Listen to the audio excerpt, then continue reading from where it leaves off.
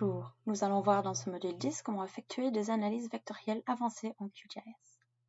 Plus précisément, ce module va vous permettre d'identifier les erreurs dans des couches vecteurs en QGIS, d'un côté des erreurs géométriques et topologiques, et d'un autre côté des erreurs de localisation ou d'affectation. Commençons avec l'identification des erreurs topologiques et géométriques.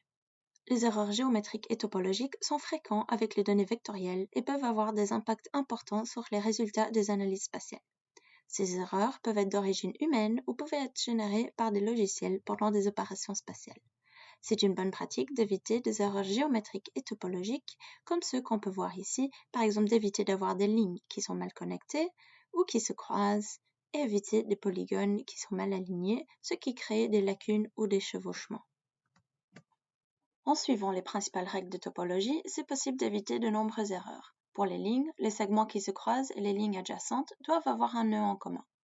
Les polygones adjacents devraient avoir un segment unique en commun et les polygones doivent être fermés correctement. Il est donc important de vérifier la topologie et géométrie des couches avant de faire des analyses spatiales. Le vérificateur de topologie est une extension qui permet d'analyser la topologie des couches vectorielles en définissant des règles pour vérifier des relations spatiales entre entités qui soient dans la même couche ou entre deux couches. Ces règles permettent également d'identifier certaines erreurs de géométrie, mais ne va pas tous les identifier. De plus, le type d'erreur géométrique ne sera pas précisé. C'est donc bien de faire des vérifications géométriques additionnelles, par exemple avec les outils Vérifier la validité et Vérificateur de géométrie. Mais dans ce module, on va se concentrer sur les erreurs topologiques. Une fois les erreurs identifiées, les outils de numérisation peuvent être utilisés pour manuellement corriger ces erreurs. Allons voir cela en QGIS. Nous allons premièrement ajouter l'extension Vérificateur de topologie dans Extensions, installer les extensions et faire une recherche pour Vérificateur. Le vérificateur de topologie est automatiquement installé, mais il faut cocher la case pour pouvoir l'utiliser. Ceci vient s'afficher dans la barre d'outils ou peut être ouvert avec Vecteur vérificateur de topologie. Ceci ouvre ce panneau à droite. Pour définir des règles, cliquez sur le bouton Outils. Il faut définir des règles topologiques à appliquer et sur quelle couche les appliquer. Nous allons vérifier la couche des chefferies, chiefdom en anglais. Les critères de validité voulus vont varier en fonction du contexte. Par exemple, les géométries multiparties peuvent dans certains cas être acceptables. Les critères varient aussi en fonction de type de vecteur, si c'est des points, lignes ou polygones. La couche des chefferies est une couche qui délimite les zones d'organisation administrative et donc les polygones ne doivent pas avoir d'interstice. Ajouter la règle. Ne doit pas se superposer. Ajouter la règle. Et également ne doit pas contenir de géométrie invalide. Ajouter la règle.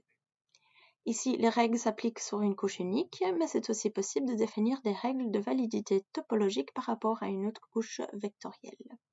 Alors, cliquez OK et puis lancez la vérification avec la coche jaune. Il y a 45 erreurs qui ont été trouvées.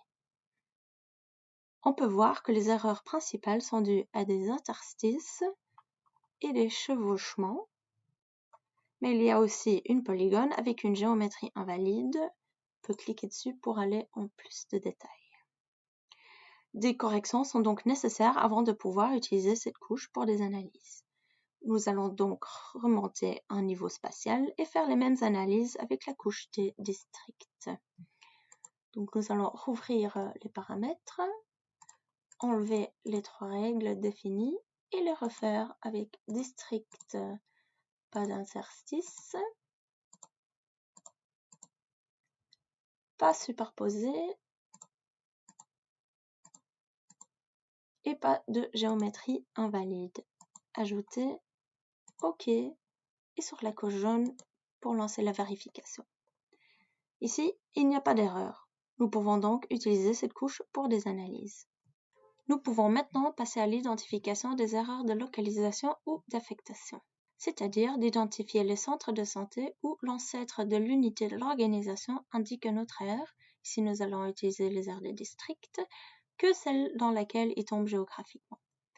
Le premier étape pour cette analyse est d'ajouter des informations pertinentes dans la table d'attributs de la couche des centres de santé. Par la suite, ces informations peuvent être comparées pour identifier les conflits entre les informations. Pour commencer donc, il nous faut un champ attributaire dans la couche centre de santé contenant l'information du DHIS2 sur l'affectation du district et également un autre champ contenant l'information du district dans lequel le centre de santé tombe géographiquement. Allons voir ça en QGIS. Nous allons commencer par ouvrir la table d'attributs des centres de santé.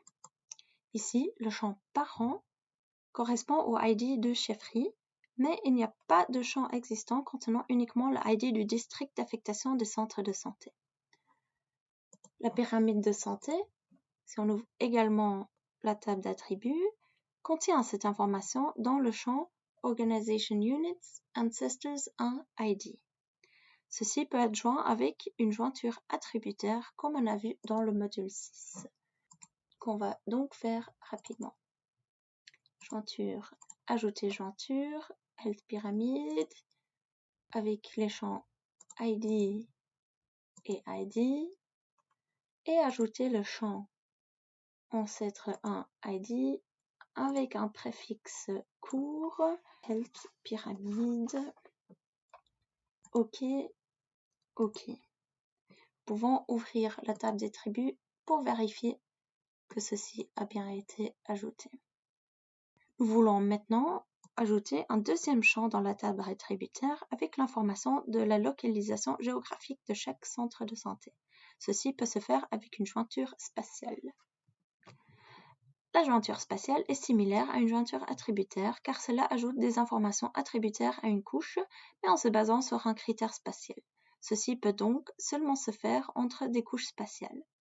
Pour joindre des données, il faut définir la relation spatiale entre les couches, comme a été vu dans le module 9, par exemple une ligne qui intersecte ou touche une polygone ou un point à l'intérieur d'une polygone. Après que la jointure est effectuée, par défaut, une nouvelle couche temporaire sera créée.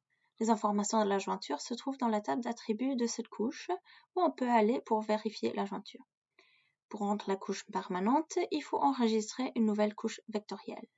En QGIS, la jointure spatiale se trouve dans Vecteur, outils de gestion de données, joindre les attributs par localisation. La couche source est la couche dans laquelle les données attributaires seront ajoutées. Ici, on va ajouter de l'information à la couche des centres de santé depuis la couche des districts.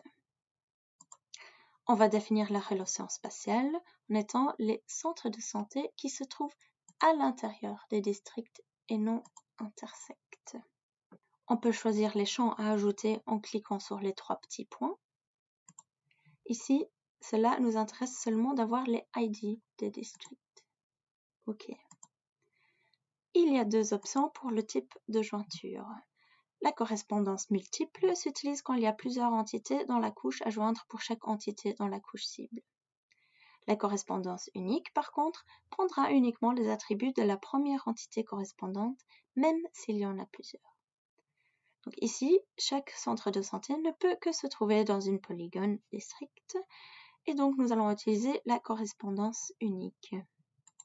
Comme avec la jointure attributaire, on peut définir un préfixe de champ court, donc jointure spatiale, et pour le reste, garder les défauts et exécuter.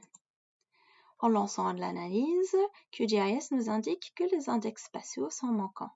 Ce n'est pas un souci, c'est juste une question de performance. On peut tout fermer et la nouvelle couche se trouve dans le panneau des couches. Nous pouvons maintenant vérifier la jointure en ouvrant la table d'attributs. On peut voir qu'il y a bien 601 entités dans la table d'attributs et que le champ ID s'est bien ajouté. La jointure étant bien faite, nous pouvons sauver la couche comme a déjà été montré dans des modules précédents. Exporter, sauvegarder les entités sous, donner un nom Facilities jointure spatiale, OK, et OK. Nous pouvons éliminer la couche temporaire. Supprimer. OK.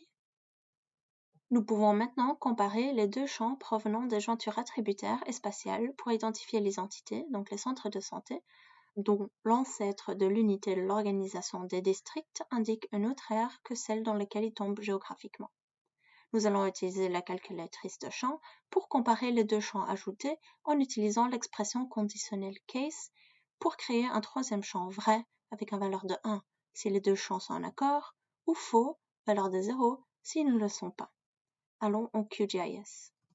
Sélectionner la couche, ouvrir la calculatrice du champ.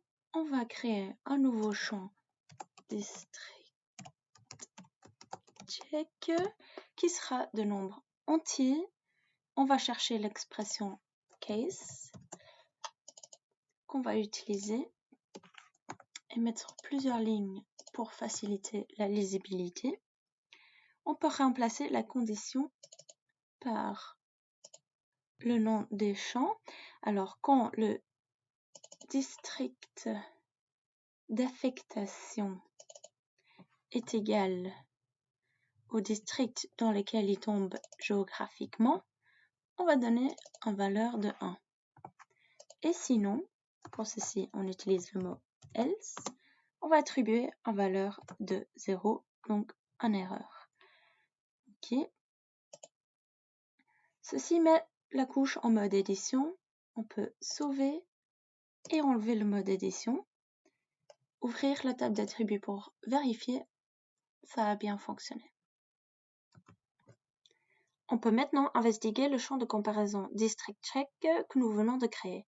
Valeur de 0 signifie qu'il y a un conflit d'informations et l'outil de sélection par expression nous permet de rapidement sélectionner les entités concernées.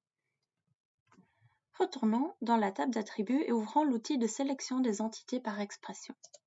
On va l'utiliser pour sélectionner les entités où il y a une erreur, c'est-à-dire de sélectionner les entités où le champ District Check est égal à 0. Sélectionner. On peut voir qu'il y a 22 entités sélectionnées, donc 22 erreurs. On voit donc que 3,6% des facilities ont un conflit d'information. Ces conflits peuvent venir de deux sources différentes. Ou bien le point est au mauvais endroit géographiquement, mais les informations attributaires sont correctes, ou bien le point est au bon endroit géographiquement, mais les informations attributaires ne sont pas correctes. Pour corriger ceci, il faut regarder plus en détail chaque centre de santé, ce que nous n'allons pas faire ici. Je vous invite à essayer quelques exercices. Les exercices et leurs corrections sont détaillés dans une autre présentation. Et voici quelques ressources utiles à votre disposition. Je vous remercie pour votre attention.